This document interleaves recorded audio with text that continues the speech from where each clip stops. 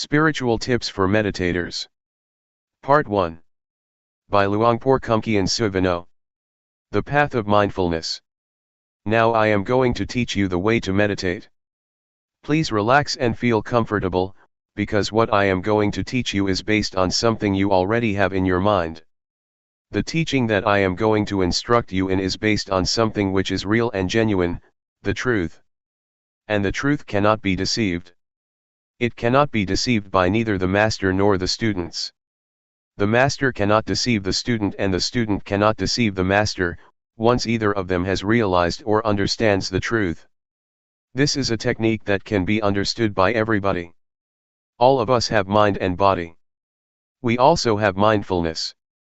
Mindfulness is a quality of mind that we can cultivate and develop, but it is already in our minds. Once we are mindful or once we are awakened to mindfulness, all of us are the same, but if we do not have mindfulness or if we are not mindful, we are different. Meditating, especially developing mindfulness, does not require special time designated specifically for this technique. It can be practiced all the time in our daily lives. It does not demand special time, mainly because mindfulness is already in our minds. It can be developed through our daily activities. If we practice properly, we will feel that our lives are normal. We cannot practice for others but have to practice for ourselves. We cannot learn from others but have to learn from direct experience. We have to learn by realizing the truth in our minds. The meditation cannot be achieved from memorizing texts or reading books. We have to experience the reality in ourselves. For example, when we think, we have to see, observe, and experience the reality of thoughts, how they arise and how they fade away. These can be learned through direct experience, not through reading books or memorizing texts. What I am trying to convey is what I have realized from direct experience, not from analytical thoughts or knowledge of texts. This realization is based on direct experience that everybody can achieve or realize for himself. When we practice on what we already have. We have body and mind.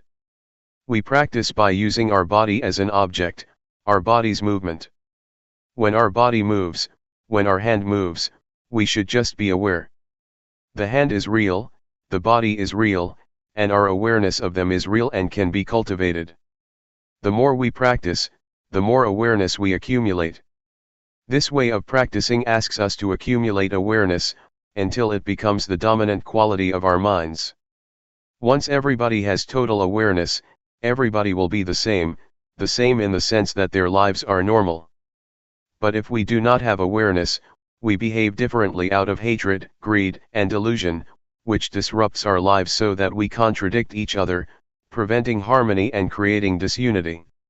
So, the point is how to cultivate awareness. The key to Buddhist meditation is cultivating awareness, and I am going to instruct you how. Once we understand and practice by ourselves, we will know ourselves better and live our lives properly. Now I will demonstrate. Everybody, please place your palms on your thighs, sit comfortably, and open your eyes. First turn your right hand onto its edge from your thigh, raise it to the height of your chest, and move it to your abdomen. Turn your left hand from your thigh, raise it to height of your chest, and move it to your abdomen.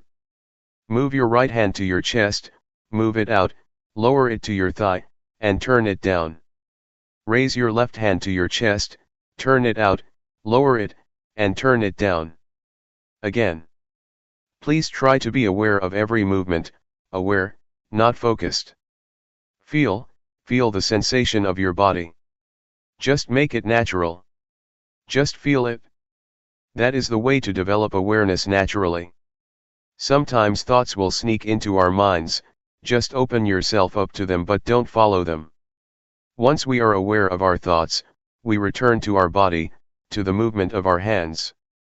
This method does not encourage one to stop thinking but just to be aware of it. In fact, we cannot stop thinking because it is the nature of our mind to think. We should be open to all kinds of thoughts, but do not follow them or repress them. Just be aware. With awareness, we will be firm and not react to our minds, either positively or negatively. This is the introduction. I would like you to try, to practice, to feel yourselves and see how it affects your mind. When you place your hand on your thigh, do you know where your hand is? Once you know where your hand is, you have already cultivated knowingness, that is to know, to feel where your hand is. And the practice of mindfulness is based on this awareness. When you turn your hand on your thigh, do you know the position of your hand? You know where your hand is, right? Raise your hand. Is it on your thigh? Where is it? Who knows the position of your hand? You or other people? Can anybody know for you? Is it only you that can be aware of where your hand is? No, no, no, be aware, be aware, be aware. Do not force your mind to focus or concentrate on every minute of your movements, just feel every step intervally, and don't focus your mind to feel like a straight line of feeling. That's not the right way. The only thing you have to do is be aware. Don't analyze or try to reason what you are going to do or why you are having such thoughts. Don't analyze or rationalize any of your thoughts. Do not make judgments, whether this thought is good or not, just be open to it, be aware of it, with no blame, no repression, and no stopping, just be receptive to the thoughts. This will enable awareness to develop quickly. Keep practicing, keep doing, and keep being aware of your body's movement. It does not need to be the movement of your hand, but can be the movement of your breath. When you breathe in and breathe out, these are also your body's movements. When you walk, try to be aware of your walk, be aware of whatever your movement is. Be aware of every position, and whatever you do try to be aware of only one posture. When you walk, just be aware of your walking, do not be aware of your breath. But if you want to be aware of your breath, that's okay as long as you choose only one object. Do not use too many objects or they will confuse you. The point is that whatever thoughts arise, just be aware, and come back to your body's movement. Do not be caught up in your thinking process or your thoughts. If you feel tired or tense after sitting for a long time, change your posture. While you change your posture, please be mindful, don't change it hastily out of impulse or out of unmindfulness. During your walking meditation, you can either fold your arms across your chest or clasp your hands behind your back. Keep your hands properly, it will enable you to walk slowly with mindfulness. About 8 to 12 paces of walking will do for the meditation. Do not walk for too long a length or your mind will be easily distracted. If you walk at my speed, in 1 hour you will walk 4,000 paces. If you know every pace, you already have 4,000 units of knowingness in 1 hour. It will accumulate and can change the quality of your mind. Anyway, if you become distracted or you forget and become unmindful, when you walk or move your hands, that's okay. Do not blame yourself or feel unhappy when this happens. Just let it go and start again. When a thought disturbs your mind, let it be. Do not try to repress or suppress it. Just feel open to it. It will fade away automatically. This is the nature of the mind that we can realize through meditation. Now, let's try to experience it ourselves. After practicing for an hour, you may come back and we will have a question and answer session for 30 minutes. How was your practice? When you felt distracted or caught up in your mind, did you see the difference between them? Did you realize when you were caught up in your thoughts? Did you see the difference when you came back to your body's movement, or became aware of the movement of your hands or walking? Once you did that, did you see that the thoughts just ceased or passed away? When you are caught up in your thoughts or overwhelmed by emotions, you may forget to move your hand, or you may move it but have no full awareness of your body. That's okay, but try to return to your hand's movement or to your walk. Once you are aware of your body's movement, you are already a practitioner. A Dhamma practitioner develops awareness. This is the only duty of the practitioner. The same goes for feeling. If you feel tense, physical pain, or tired, do not be overwhelmed by the unpleasant feelings. Just come back to your body's movement or just be aware and see the painful feelings. In other words, don't become lost, caught up in or overwhelmed by these unpleasant feelings, but be aware. Awareness will enable your mind and your life to go ahead without being interrupted by thoughts or feelings or any kind of disturbance. Thoughts will arise, feelings will disturb you, but if you have total awareness, you can go ahead without being stopped or blocked by these hindrances. You will go ahead, go straight ahead. For beginners, just cultivating awareness is enough. Do not try to achieve or gain anything. Do not expect any realization, any insight, or wisdom from the practice. Just awareness is enough for you at the present stage, and it will enable you to go ahead without any problems or difficulties. For the beginners, you may not sit longer if you wish, and the awareness may develop slowly, not smoothly. That's okay. Just try to keep practicing, and this will enable mindfulness or awareness to develop. Do not feel bad when you feel you are caught up in your thoughts, or in pleasant or unpleasant feelings, or you become forgetful of the practice. That's okay. Do not blame yourself. Do not feel depressed. Just come back to the practice, come back to be aware of your body's movement. When you keep practice, you keep accumulating awareness. You will begin to see, to realize, the nature of your mind. You will see that thought are one thing and mindfulness is another. The thoughts or feelings are not you, not yours, not me, nor mine. Previously, you may have thought that the thoughts are your thoughts, but in fact, they are not your thoughts. The thoughts are just there, but they are not yours. And this you can see, because of mindfulness. Mindfulness will separate you from the thought, so you can observe the thought without being identified with it, or take it to be you or yours.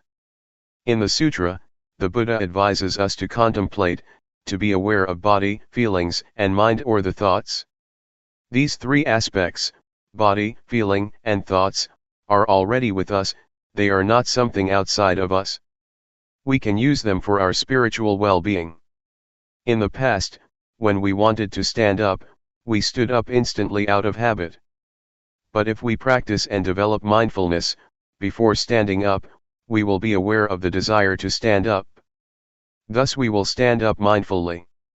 We can apply this approach or this attitude to whatever activity we do, and our lives will be on the path to mindfulness. Meditation's priority is to develop awareness first. It is the crucial factor that needs to be developed during the practice. This is important because we are already good at analytical thinking. But we have to practice another quality of the mind, awareness. It will lead us to a realization through direct experience, that cannot be achieved through thoughts or the analytical mind. Any questions? If you want to ask, please ask based upon the experience that you have already had from your practice in the past few hours. Do not ask through the analytical mind. Question: the mind that gives rise to thought, the mind that's mindful, and the mind that is aware, are these minds the same? Answer: practically speaking, you can see the three. You can see the scattered thoughts, or you can observe the mind. This can happen when you are aware of your body. When you are aware of your body and a thought arises, your mindfulness will come and watch and be aware of your thoughts. You can see the differentiate between your thoughts and mindfulness or awareness. Without being aware of your body's movement first, it is difficult to see the difference between your thoughts and your mind. Question: when you observe a thought, is the thought in the past? Answer: once you are aware of a random thought, it is in the past, but if you are not aware of it, it is the present. The random or unintentional thought is the kamma, a kind of action, a mental action that can lead to other consequences, either good or bad. If you become aware of it, awareness will halt that mental action, thus getting rid of whatever consequences that might have happened. Question: is this practice of using your body as a meditative object for the training of samadhi? Answer: the awareness can lead to calmness, if you are caught up in or dwell on the calmness that is the samatha, calmness meditation. But if you lift your mind from the calmness and observe the calmness, then it is insight meditation. So it depends on how you deal with calmness. If you dwell in the calmness, it is a calmness meditation. If you observe the calmness, it will lead to insight meditation. Question: is this awareness the same as the Buddha's? Answer: the awareness mentioned above is the same as the quality of Buddhahood. It will lead to total insight. This kind of practice also includes the threefold training: morality, concentration, and wisdom. Question: do you mean that awareness includes threefold training? Answer: the threefold training is not awareness itself, but is based on awareness. You cannot keep precepts without awareness. Awareness will enable you to keep the precepts, sila. And awareness will enable you to develop concentration, samadhi, and to gain insight, panya. We need not waste time developing sila, samadhi, panya by different ways, but go directly to develop awareness, then sila, samadhi, panya will take place. According to the Buddhist canon, the Buddha said, self-awareness is the origin of wisdom, the parent, the source of righteousness. But unknowingness or unawareness is the source or the parent of all evils. Question: nowadays, young children seem to be practicing awareness all the time. Even we, when we are exposed to something new, seem to be more aware. It seems as if we come to this world practicing awareness, then we start thinking, then we have the same thoughts over and over, and that turns off our awareness. Why is this happening? Answer: it is because we have eyes, nose, ears, mouth, and body, the 5 sensual bases, and mind, the 6th base, to understand the world. We use these 6 bases to have contact with the world, and this leads us to a lot of concocted mind. We think a lot because we have a lot of contact with the outside world. That's why our minds become busy and keep thinking all the time. We ignore another quality of the mind, awareness. That's why we have to come back again, because we have ignored it for such a long time. We have occupied ourselves with thinking, because of our contact with the outside world through the 5 sensual bases. Awareness will liberate us from all unpleasant events and unfetter our minds. It will liberate us from all hindrances and fetters. I can assure you that awareness will rescue our lives. Regardless of nationality or race, we can be united. Regardless of our differences, we have one thing in common: awareness. Awareness is in every person. So, I would like to encourage you to develop awareness, so that we will go beyond nationality and race. After the practice, do you feel that you can get in touch with awareness, the awareness in your mind? It is an quality inherent in you, that leads you to get in touch with it? Question: it's very hard to slow my mind down.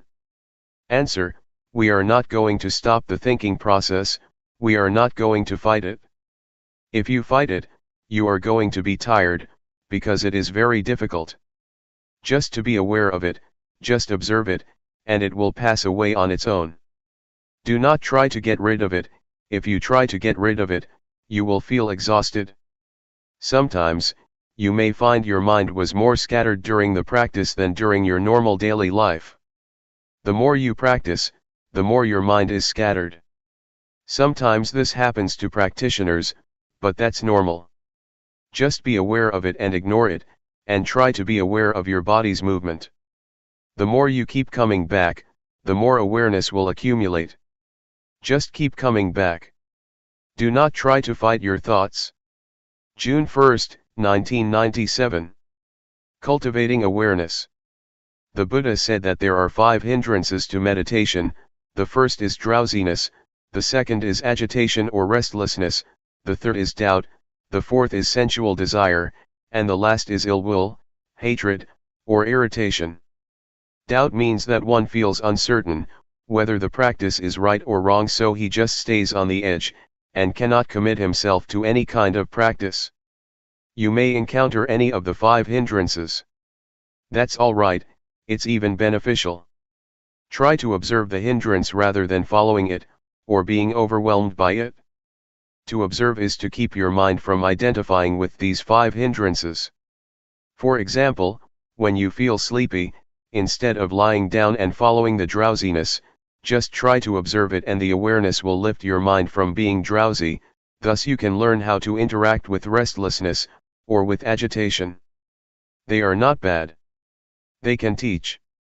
Yet, there are people who, with total awareness in their minds, can go straight through their practice without being caught up in, or dwelling on the 5 hindrances.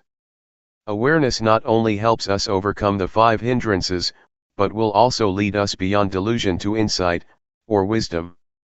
When one is unmindful, unaware, or becomes caught up in one's thoughts, one cannot see things clearly and is overwhelmed by delusion. Yet once one becomes aware or free from the 5 hindrances, one can go further to experience insight.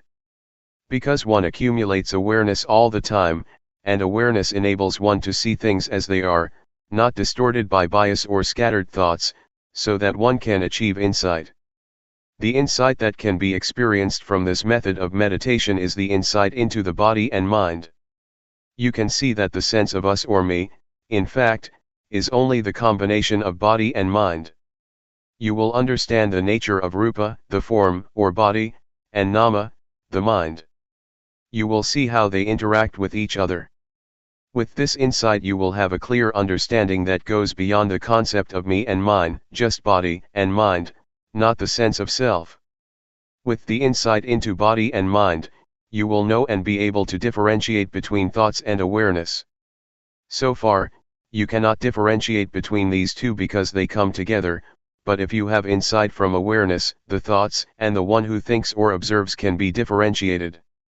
Such realization or such direct experience is what we call wisdom, because it liberates us from hindrances and suffering. It is wisdom, and at the same time it is magga, the path. It is both the path and the end, the wisdom.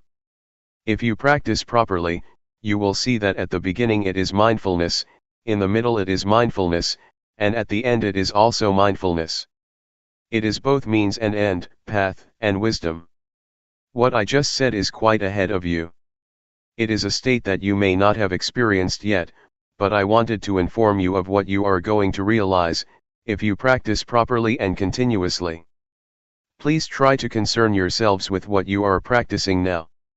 Just be aware, and once you keep practicing, results will come on their own without any attempt on your part. Therefore, put your effort into the practice.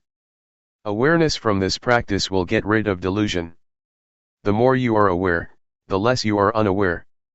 Unawareness is identical to delusion or ignorance. If you accumulate awareness through this method, it will form a solid base for keeping moral precepts, for concentration, and for wisdom. You will live your life morally once you have full awareness. At the same time, you will also have calmness or concentration, once you are fully aware of what you are doing. Meanwhile, insight can take place with awareness. Thus, awareness can lead us to the totality of life, the totality of education or training. Awareness or mindfulness enables us to awaken. An enlightened one is one who has total awareness, total mindfulness. Buddha said many times that the Arahant, the enlightened one, is one who has full mindfulness and awareness in every moment of his life. His experience is like traveling in a freeway on which he can move ahead without any obstructions. Mindfulness is like this: you are not caught up in any thoughts, but move straight ahead in your life. You can learn a lot from this practice. You can understand a lot of things in Luangpor Teean's mind. It is as if your life is the texts, your practice is the texts, and you can gain a lot of knowledge from it. Your experience is the source of knowledge that will enrich you. I would like to persuade you to see for yourself. Try to see it, experience it, and it is within your capability to understand it. I would like to encourage you to learn more and more from the practice. This is not some kind of propaganda or an advertisement, but just an encouragement. Practice like this is sort of forming a new habit of awareness. Right now, we have the habit of unawareness, of doing things out of habit without awareness, but if we accumulate awareness, a new habit will be formed, and whatever we do, after we practice properly, we will be aware of our daily movements. But if we do not practice, we will easily fall back to delusion, to our forgetful habits. So, please try to accumulate awareness and try to be mindful. Another point that I would like to emphasize is that, awareness is not a quality confined to myself or monopolized by anyone. It's a quality inherent in all of you.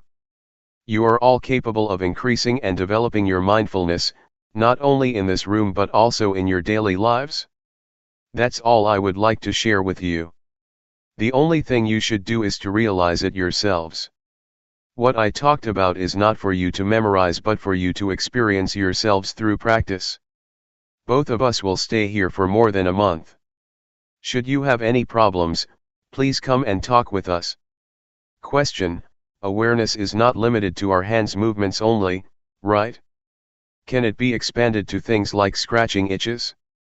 Answer: that's right. Whatever you do, whether coarse or subtle, breathing or swallowing saliva, or even when you just raise your hand to get something, be mindful. Just be aware of whatever you are doing. That's the proper way to practice. Question: if one moves without awareness, is that ignorance? Answer: yes, that is a kind of ignorance. There are many kinds of ignorance. The most fundamental ignorance is of the things that cause suffering to you, whatever kind of thoughts or understanding that troubles you, or creates suffering for you. Question: the Buddha's awareness is the same awareness that we are talking about, except his awareness is continuous, right?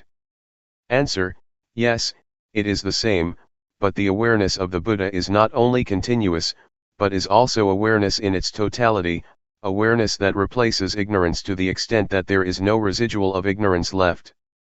But for us, we still have ignorance, our awareness still broken. Question: what is the difference between the awareness of Sotapanna, Sakadagami, Anakami, and Arahant? Answer: the awareness of these four enlightened beings are different in terms of degree, and also in terms of quality.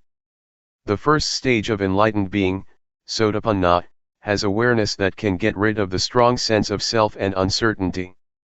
The second stage of enlightened one, Sakadagami, can eradicate sensual desire and repulsion almost completely. For the Anakami, sensual desire and repulsion are eliminated completely. It is the different degrees of awareness that leads to different qualities. It is as though we are climbing up a ladder. In the first stage of enlightenment, the awareness is less powerful than that of the Arahant, or the last stage of enlightenment. For example, when we get angry at something, we will think about it over and over again. But for the enlightened one, especially the third one, Anakami, once anger occurs, it just happens and he can let go of it. It just occurs one time and then he goes beyond the anger. Anger is eradicated by total awareness, or wisdom. It's like a heated iron, once we touch it, we should feel the heat and never touch it again. For the enlightened one, anger is like a hot iron, once he touches it, he is aware of the heat from his anger, and will never return to and identify with it again. But ordinary people, not aware that anger is like a heated iron, just touch it over and over again without realizing that it is very harmful. The awareness that I mentioned, is the awareness that can enable us to see no self in the body, no self in feelings, no self in emotions, no self in thoughts. It is the awareness that can liberate us from suffering. Please do not just accept what I told you, see it for yourselves and practice until you can know it for yourselves. Then nobody can deceive you, nobody can mislead you, because you have already experienced it. What we should do is pay respect to the Dhamma, the highest refuge. You should not pay highest respect to me or to anybody else, but to the Dhamma that is already in everybody. Please pay respect to the Dhamma in ourselves. Be aware at every moment. When you go home, Try to maintain your awareness at all times. June 1, 1997. Knowing yourself. As I told you earlier, all of us are friends even though we have just met here, because we have been friends since our birth into this world. In Buddhism, friend has a broad meaning. All of us are friends because we are sentient beings. We all share the cyclic existence, all of us share birth, decay, aging, and, finally death as human beings. That is why we are all friends. Another thing that we have in common is that each of us has body and mind. Each of us has common characteristics. We all have 6 senses fields, we all have feelings, we all have emotions, and all of our mental activities and our physical bodies are subject to the same characteristics: impermanence, suffering, and no real self, no permanent self. These are the 3 common characteristics that all of us share. But there is something that makes us different from each other. That is our mental formations. We have different ideas, we have different opinions, we respond to our surroundings in different ways. It is our mental formations that makes us different from each other. However, these mental formations can be transformed, making us one, the same as a person. Previously, I said to many of us here that, despite our different characteristics, although there are various kinds of people, we can be the same if we have mindfulness. If mindfulness prevails in our lives, we will be the same, but it will be different if unawareness or unmindfulness prevail, because they make us behave differently and perversely. Anyway, I would like everyone here to feel comfortable when you are listening to Dhamma. You should feel comfortable because I am going to speak about what you already have: mindfulness, calmness, clear comprehension, and self-awareness. All of these qualities are already present in your mind. I would like to take this opportunity to share my experience of how to be one with the Dhamma, to apply and integrate Dhamma, or the truth, into our lives. 3 years ago, when I first came here, a Western student asked me, "What brings you here? What do you know? What knowledge do you bring with yourself?" I replied that the only knowledge that I have is knowledge of myself. I just know myself. So, he asked, "What do you mean by knowing yourself?" Instead of giving him the answer, I demonstrated by turning my hand on my thigh and resting it there. Then I asked, "Have you ever been aware of yourself while you rest your hand continuously for 7 days? Have you ever had that experience of knowing yourself, of being aware of yourself for 7 days?" He said, "No, I cannot do that, I do not have such experience."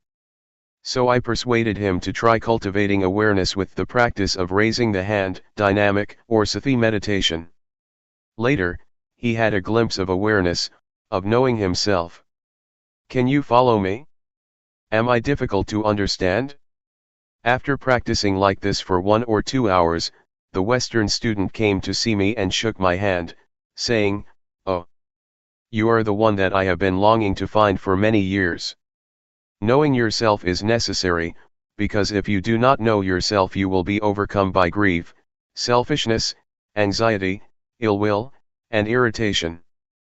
But once you are aware of yourself, you will be free from these sufferings. What we should learn and cultivate is the experience or state of mind that can liberate us from suffering, so that we can live without suffering. This is what I try to learn.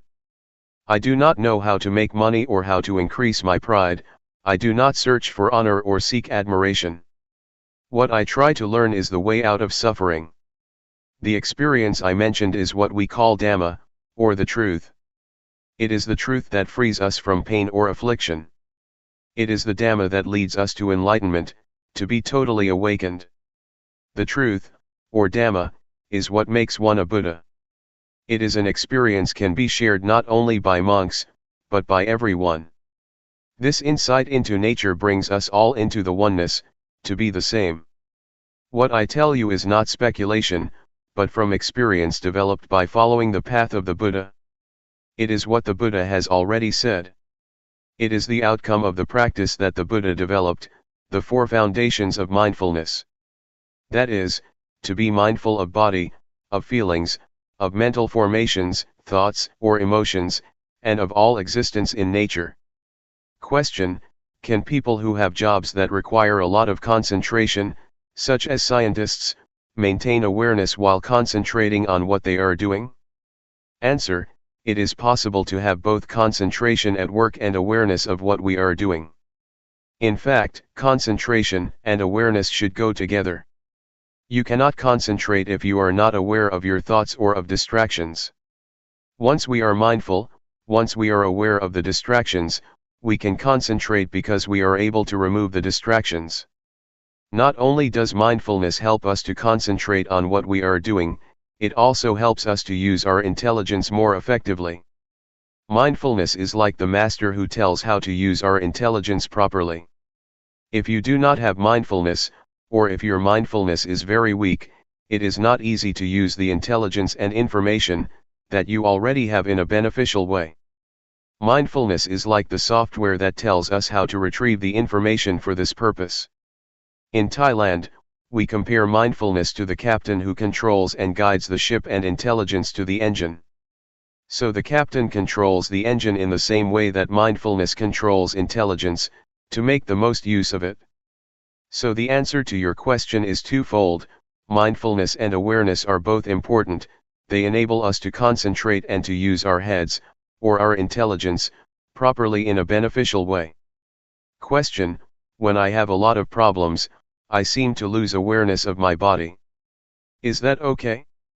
Answer: it is normal that at that moment you cannot be aware of your body, but you still have to be aware of the thoughts in your mind. It is okay, because awareness means being aware of both your mind and your body.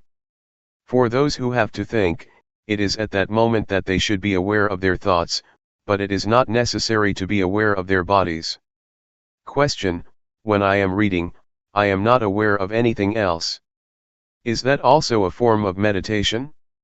Answer: yes, it is a form of meditation, if you hear the noises around you but do not pay attention.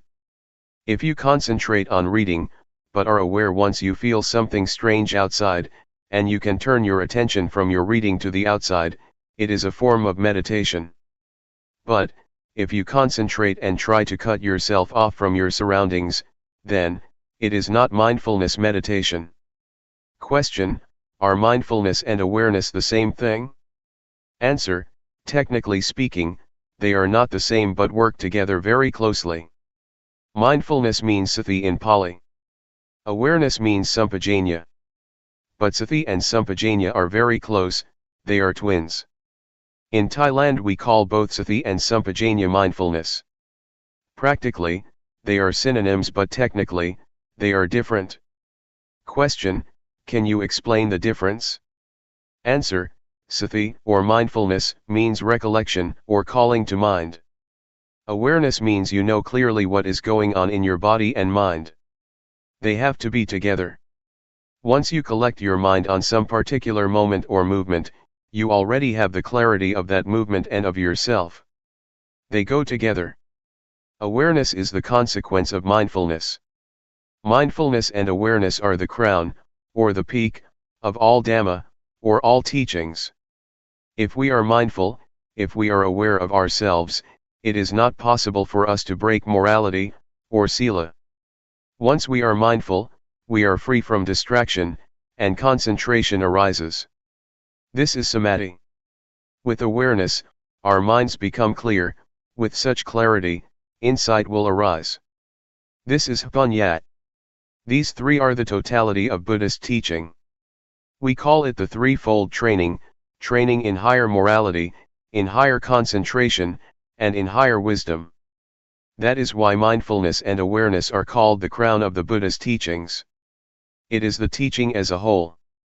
With mindfulness and awareness, samatha and vipassana are possible. Samatha means calmness meditation, vipassana means insight meditation. These two types of meditation are possible with mindfulness and awareness. Question: the atmosphere was so dynamic, going from one thing to another, acquiring one thing and then another. It is desire, get, achieve, I had to leave. I found I was more centered when I reached home than I was at the monastery.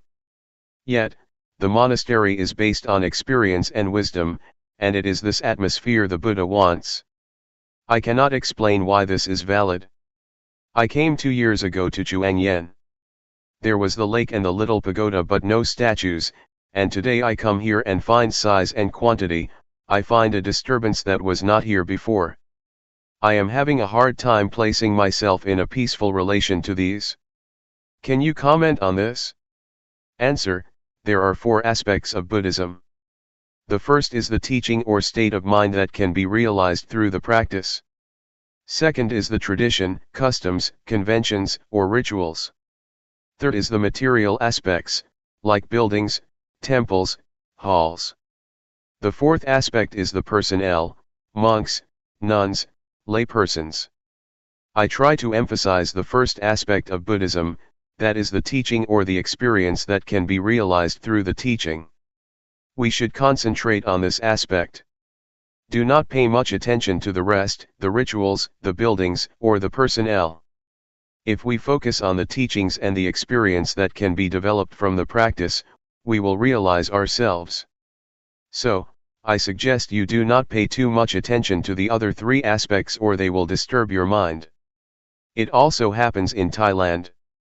There is much contradiction between teaching and practice, between the teachings and the monks themselves. Sometimes monks behave themselves badly, but this does not mean that you should ignore the Dhamma, the teachings. We have to separate the teachings and the personnel, the buildings, and the rituals. Sometimes the rituals contradict the teachings. Sometimes, monks are self-centered, practicing meditation without concern for the world. If we engage ourselves in these kinds of arguments, we cannot find peace. So, just keep practicing and try to put the teachings into practice. This does not mean that if one individual practices properly, the rest will follow. No, I only suggest that we start with ourselves. If we expect other people to start, if we expect other people will start without beginning with ourselves, then nothing will happen. Let us start with ourselves and then pay attention to the rest. I would like to share my experiences of when I was a young monk, just a beginner, starting to practice Sati meditation 30 years ago. The other monks, my friends, were not serious about the practice. They preferred chatting all the time, and many monks tried to engage me in their conversation. Many things around me were quite irritating, quite annoying. But I decided that I would not pay attention to my surroundings. I behaved myself properly and paid attention only to myself. If I engaged with my surroundings, with my fellow monks, I would not progress in the practice. So I just tried to concentrate on myself and ignore whatever was happening in the monastery. I started with myself first to make progress. But the most important hindrance is internal disturbances, not external ones. Previously, prior to coming to practice this method of meditation, I had practiced the calmness meditation, using my breath as the object of meditation to bring me calmness, a kind of trance and absorption. But when I started practicing Sati meditation 30 years ago, I doubted this method because it never gave me calmness. I was not sure whether I should pursue this method or not. There was a kind of irritation, annoyance, and uncertainty in my mind, which kept me from practicing Sati meditation earnestly, and this hindrance was more serious than any external annoyances.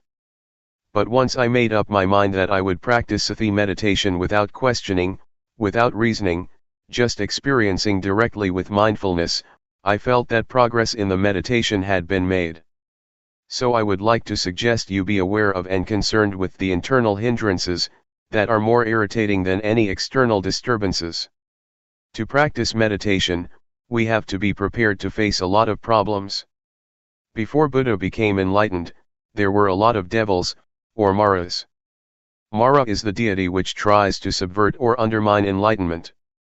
The army of Mara tried to disturb Buddha, to persuade him to stop practicing, even threatening the Buddha. A lot of warriors, a lot of maras, came to try to overcome the Buddha. But with the strong determination, with the earnest attempt and strong will of the Buddha, he overcame the army of the Mara. So, I would like to encourage you to be prepared, to be determined to overcome all obstacles that you might face during the practice. Question: you talked about the internal disturbances. Could you tell the nature of them and how to control them? Can we be without any thoughts for a minute or even a second? Thoughts are what cause internal disturbances. How can you control them? Answer: try to be mindful, try to be alert and awake, don't follow or be carried away by our internal disturbances. For example, if you feel sleepy or drowsy, do not follow the drowsiness or be carried away by drowsiness. Stand up or rinse your face with water or try to be skillful. Create or invent a method that will enable you to be alert and awake. For instance, when you are sleepy, visualize the illumination of the sky, picturing a radiant sky. This will enable you to awake from drowsiness. Drowsiness is the first hindrance, or nivarana in Pali. Nivarana means hindrances that keep you from progressing in the path of enlightenment. Besides drowsiness, there are also irritation, restlessness, sensual desire, and ill will. These are the 5 hindrances that disturb you, and you should be prepared to deal with them. But first of all, you should realize that you are able to put an end to the hindrances. They will not haunt you permanently. With this hope, you can encourage yourself to not to fall under their control. These unwholesome qualities can be transformed. Irritation, drowsiness, restlessness, and annoyance can be transformed by mindfulness. Drowsiness can be transformed into awakening, laziness can be transformed into diligence, irritation can be transformed into peace. It is in our capacity to do that. But if you are skillful and learn how to encounter these unwholesome qualities with mindfulness, you will realize that all of these disturbing qualities can bring us wisdom. They can be our teachers. Drowsiness can teach us to be more intelligent. Irritation can teach us to be wiser. These can be accomplished by cultivating mindfulness. Do you want to try? Tomorrow we will start a 7-day retreat. I will take care of you if you would like to try, and I will not mislead you. I assure you that I will lead you down the right path. Question: why do you call it Sati meditation? It is supposed to be very calm and quiet. Answer: there are 2 kinds of meditation. Calmness meditation is one, but there is another kind of meditation that asks us to pay attention to awareness. What I teach is to encourage one to pay attention to awareness of the body's movements, taking bodily movement as the object of meditation to train one to be mindful. To pay attention or be aware of whatever movement you are making, whether you are standing or walking, pay attention. You are mindful of that present movement, it is the object of meditation. It is called Sati meditation, because it uses the body's movement as the object of meditation. It is called Sati because we do not sit in stillness, but create bodily postures as the object of meditation. Driving can be a form of meditation. Reading is also a form of meditation if you read properly. Sewing is too, as when I try to sew my robe for 9 days. Meditation is to pay attention to one thing with full awareness. Meditation is not necessarily closing your eyes and crossing your legs. Question: you said mental awareness of bodily motions was important. What if you are aware of something around you? Answer: in this practice, we are aware of our body's movement. This is the main posture, the main activity. But we are also ready to be aware of other things, either in our minds or outside in our surroundings. For example, when I am practicing, if a friend comes to ask for a needle to sew his clothes, I am ready to give him the needle while still keeping with the practice without talking to him. I just stand up and find the needle for him. After giving him the needle, I return to my practice. It means that I am ready to respond or to be aware of anything that occurs to me internally or externally. I do not cut myself off from my surroundings but am ready to hear the noises. If there is nothing special, I just pay attention to my bodily movement. Question: you are also a social worker. Do you teach Sati meditation to the people you serve, and how effective is it in helping them? Answer: I teach many who are receptive to my teachings, but there are still a lot who do not practice what I try to teach, because they are busy, occupied with their careers. Most of them are busy farmers with no opportunity to practice. I myself have to preserve the forest by my temple, keeping the illegal loggers away. Sometimes I try to teach them meditation too, but it is not easy. Drug addiction is also a problem in my village. I try to recruit the young villagers who are addicted to drugs to enter the monkhood, and train them for a month. They are okay when they are monks, but when they disrobe they become addicted again. I do not know how to help them. Thai villages are transforming. A lot of modern illnesses and problems are arising on the village level. Not only poverty, which is the last problem. The new problems are drugs, divorce, the breakdown of the family and the rise of single-parent families. These kinds of problems are spreading even in the villages. Our village is quite remote but still has such problems. Now, only the old and the children are in the villages. The young people, both men and women, have gone to the city. The village is going to break down. Community life is breaking down. I hope that America will be the center of Buddhism in the future. Is that too optimistic? But it is possible, because the American people are intelligent and earnest in their practice of Buddhism. Question: can Luangpor elaborate more? Why will America be the center of Buddhism in the future? Answer: American people are intelligent. They also take meditation seriously compared to the villagers.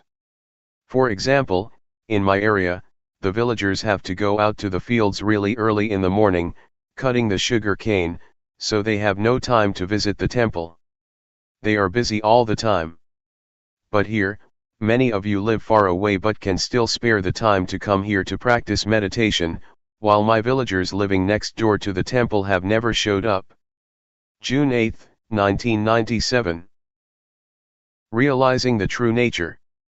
This is a good opportunity for all of us here, to practice in order to understand and realize the true nature of ourselves, and the true nature of reality.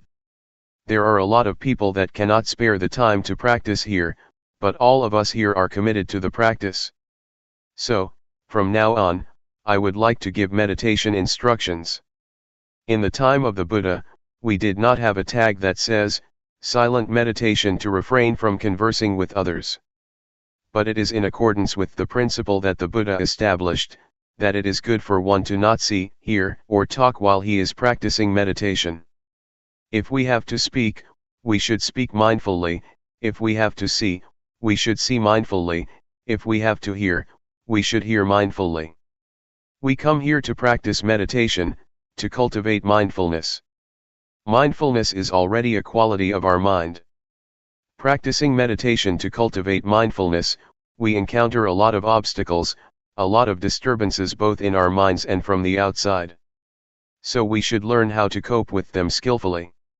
For example, when you practice, you may feel pain, be tense, or tired after sitting for a long time.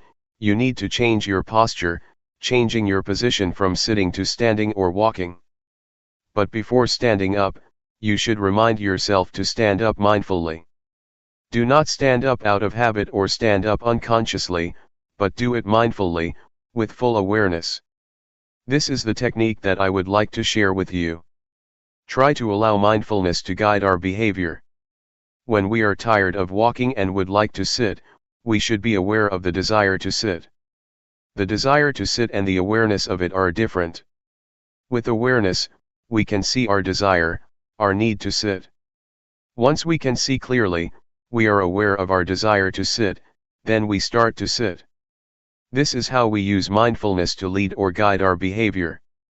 Do not be overwhelmed by feelings of pain, tension, or physical strain.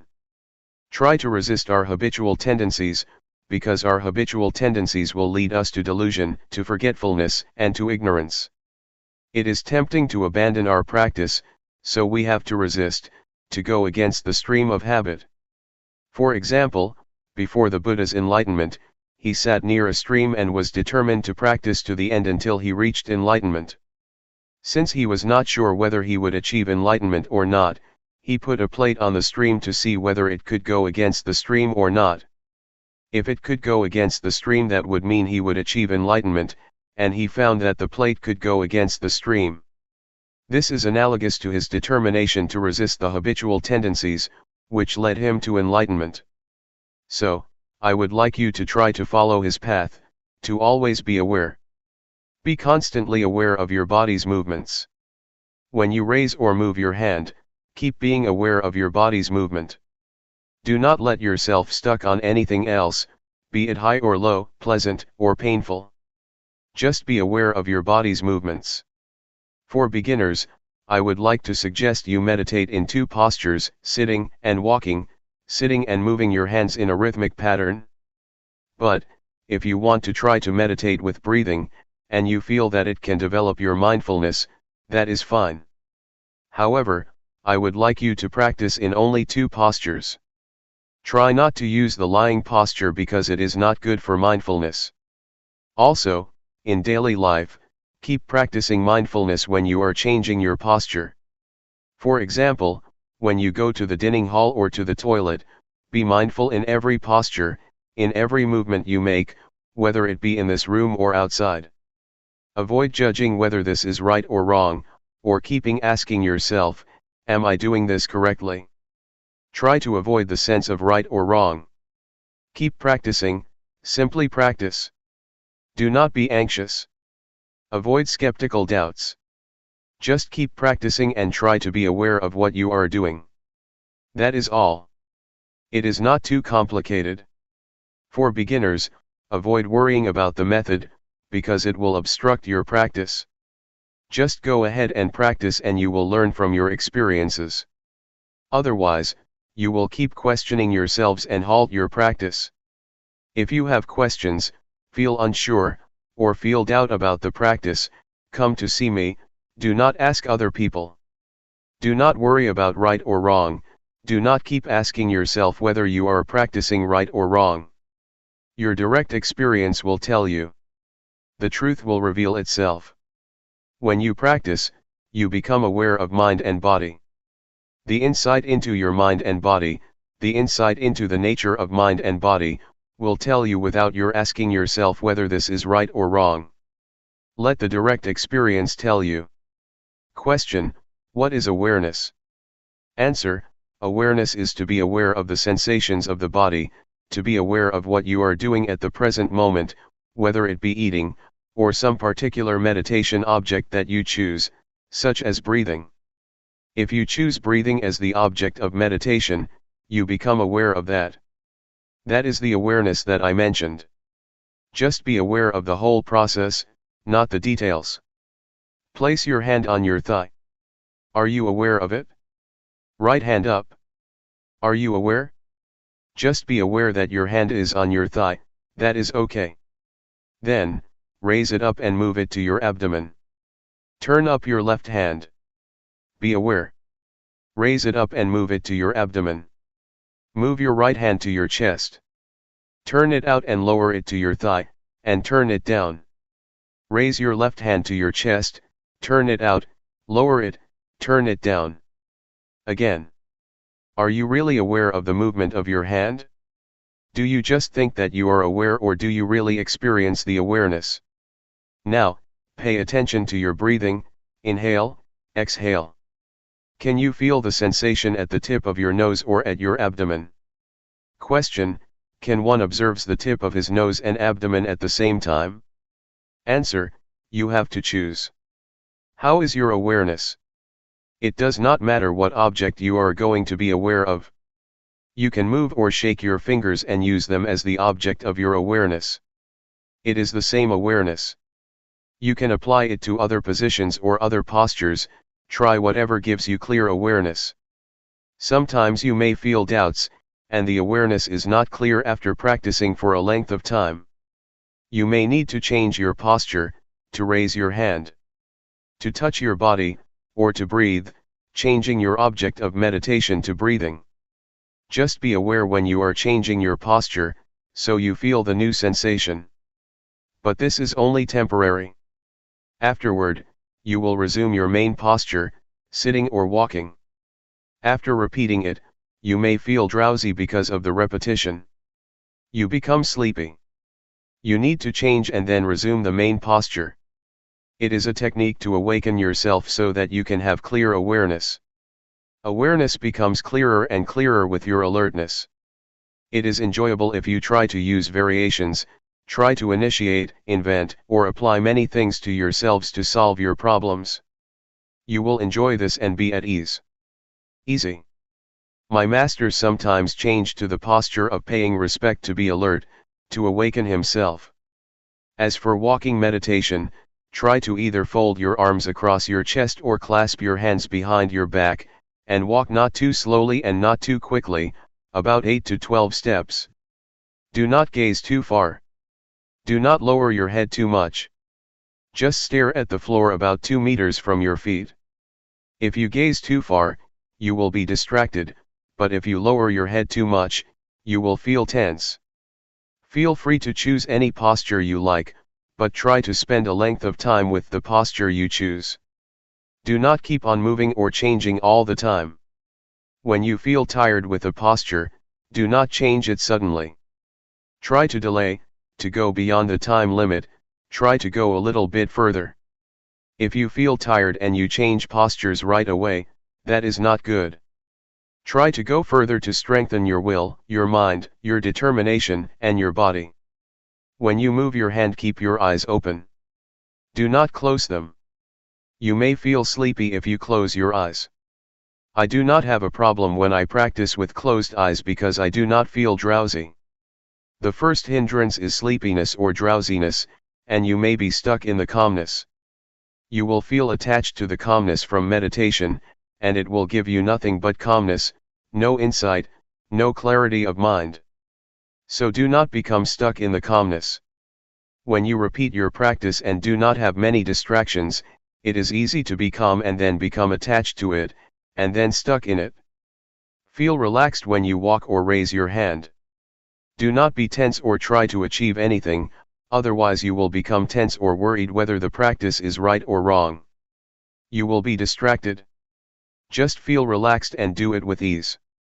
If you feel relaxed, you can overcome a lot of difficulties. In Thai, there is a saying that says, face the tiger with a calm and cool mind. So do not take it seriously, do not try to get it right. It is okay if your mind wanders or is carried away. That is okay. Start again.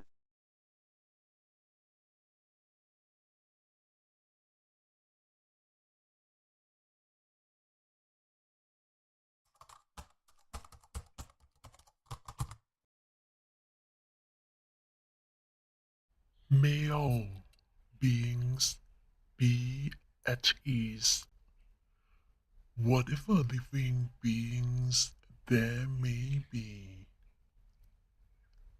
whether they are weak or strong, omitting none,